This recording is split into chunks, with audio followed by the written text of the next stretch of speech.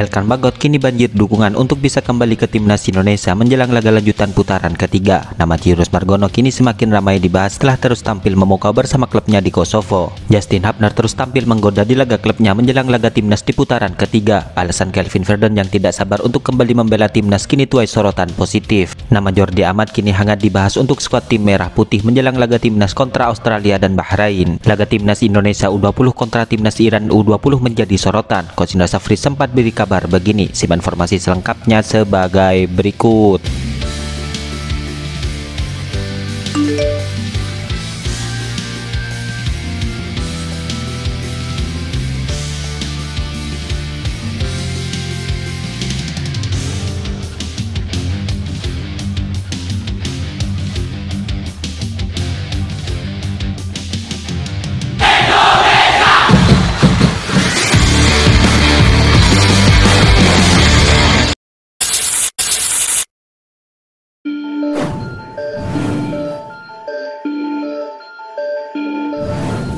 Timnas Indonesia U20 diketahui sudah melawan timnas Iran U20 di Cina pada Rabu malam tadi, di mana laga ini merupakan laga perdana di grup C Piala Asia U20 2025.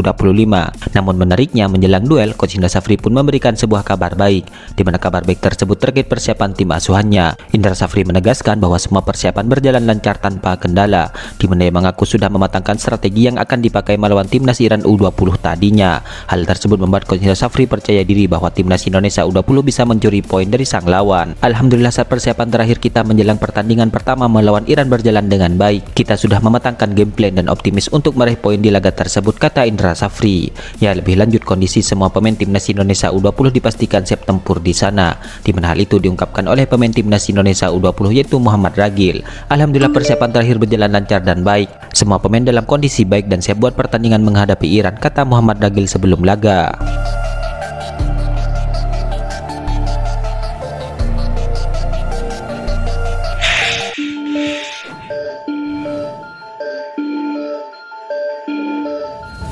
Back timnas Indonesia yaitu Jordi Amat kini tengah dalam situasi yang cukup sulit mengenai keberlanjutan karirnya di Johor Darul Takzim, di mana Jordi Amat kini disebut harus kian terpinggirkan dari skuad klubnya setelah pihak manajemen merekrut back baru guna mengarungi sisa musim Liga Malaysia. Didatangkannya back tersebut tentu diharapkan menjadi tembok kokoh di sektor pertahanan Johor Darul Takzim. Namun di sisi lain, dengan kedatangan back tersebut yang mengisi sektor back tengah, hal ini diprediksi akan membuat Jordi Amat kehilangan posisi utama di skuadnya. Belum lagi di sepanjang musim ini Jordi Amat kerap absen karena sering mengalami cedera. Di sisi lain, nasib Jordi Amat di timnas Indonesia juga ternyata mulai tidak jauh berbeda dengan klubnya. Dengan kedatangan pelatih baru ternyata tidak menjadi jaminan bagi Jordi Amat untuk mendapatkan tempat utama di skuad Garuda. Hal ini dikarenakan Patrick Clifford menargetkan pemain-pemain dengan menit bermain yang cukup di klubnya.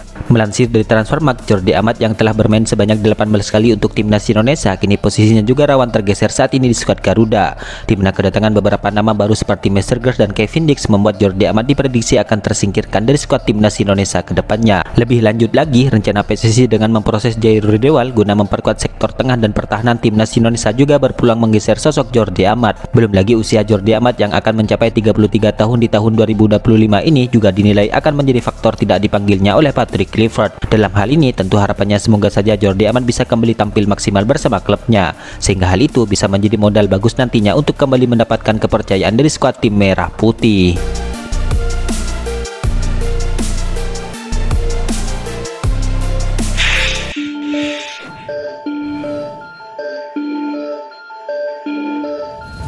Hadirnya tim pelatih timnas Indonesia dari Belanda kini mendapatkan sambutan antusias dari para pemain. Hal itu salah satunya dari bek kiri skuad Garuda yaitu Kelvin Verdon.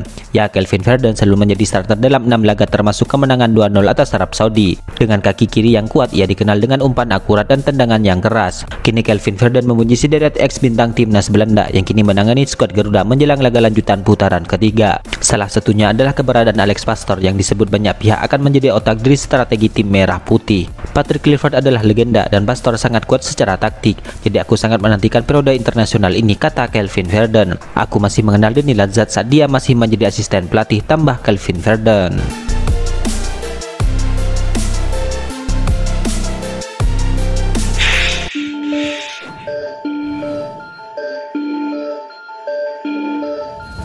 Baik timnas Indonesia yaitu Elkan Bagot kini terus menjadi sorotan setelah tampil mengesankan bersama Black Soul FC.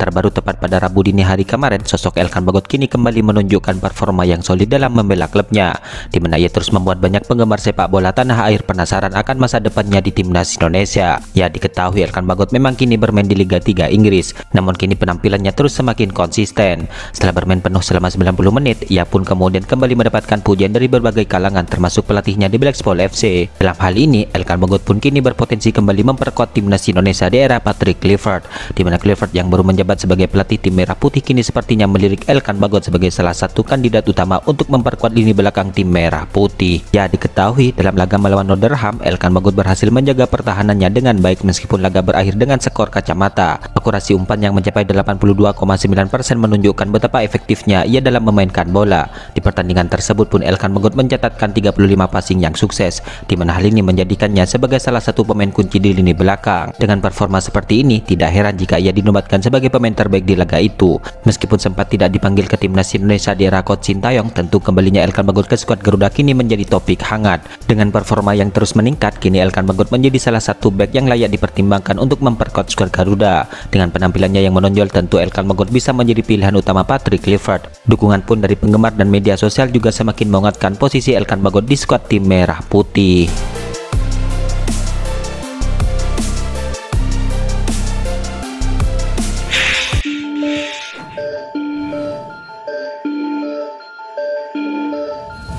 Kiper asal Indonesia yaitu Cyrus Margono kini kembali mendapatkan kepercayaan untuk bermain di klubnya. Hebatnya lagi, ia juga mampu mencetak gol di laga tersebut. Ya, diketahui Cyrus Margono tampil sebagai starter ketika klubnya bertandang ke markas Derita dalam ajang Piala Kosovo, di mana pertandingan tersebut berakhir dengan skor 0-0 di waktu normal.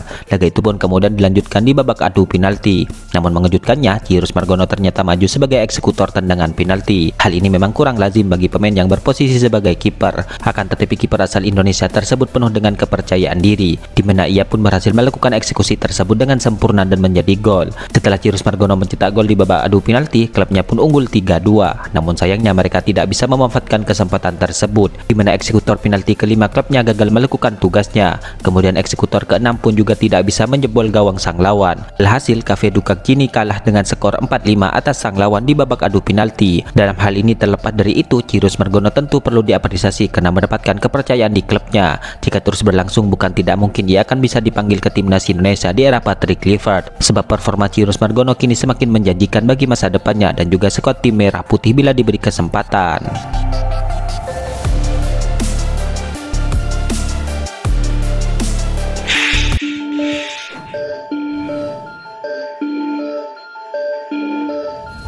Bek muda timnas Indonesia yaitu Justin Hubner yang memperkuat Wolves U21 kini baru saja menunjukkan performa gemilangnya di lapangan, di mana ia setelah mendapatkan kesempatan berlatih dengan tim utama. Justin Hubner pun tampil menawan pada Rabu dini hari kemarin, di mana ia sukses mencetak gol dan memimpin timnya meraih kemenangan. Dalam pertandingan itu, Justin Hubner tidak hanya berperan sebagai kapten, akan tetapi juga menjadi pahlawan dengan golnya di akhir babak kedua, di mana gol Justin Hubner membuat skor menjadi 2-2. Dalam laga itu, pemenang pun harus ditentukan lewat adu penalti, di mana Justin Hubner kembali mencetak gol dan membawa Wolves menang adu penalti. Ya, Justin Hubner mulai bermain di Wolves setelah bergabung pada Februari 2020 yang lalu. Sejak saat itu, ia terus menunjukkan perkembangan yang signifikan, terutama di saat bergabung dengan tim akademi klub tersebut.